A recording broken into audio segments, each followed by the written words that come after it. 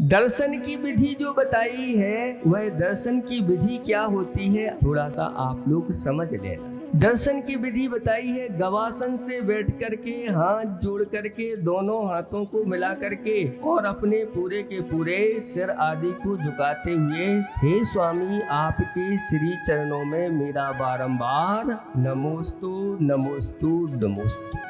इस प्रकार की विधि से आप जितने भी भगवान हैं उन सब भगवानों को आप एक साथ भी कर सकते हैं और प्रत्येक को अलग अलग नमोस्तु भी कर सकते हैं।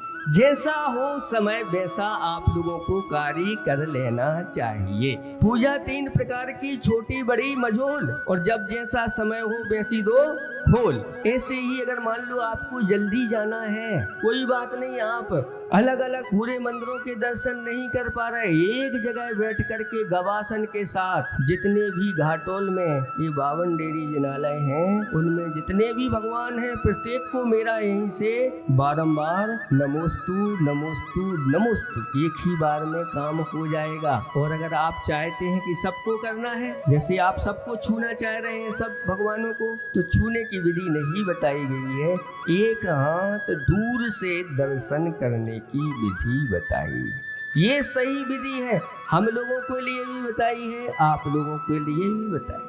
फिर भी आचार्य भगवान कहते हैं इनकी अंतरंग की भावना होती है तो एक बार तो कम से कम भगवान को छू ले। तो जिस समय अभिषेक होता है उन भगवान को विराजमान आपने किया है, एक बार अच्छी तरह से छू लो और अच्छे अपने सिर पर रख लो, बस फिर बार बार नहीं, क्योंकि इसमें बहुत सारी अंतराय कर्म पड़ते हैं। एक व्यक्ति जा रहा है वेदी के सामने खड़ा हो गया, भगवान के छू रहा है, बाकी के लोग खड़े हैं, अब दर्शन भी उनको अच्छे से नहीं हो रहे हैं। और अगर 4 लोग और खड़े हो गए, एक साथ पहुंच गए उस वेदी पे, तो सभी लोग जो है ना सामने आने के कारण से भगवान के दर्शन नहीं हो पाते।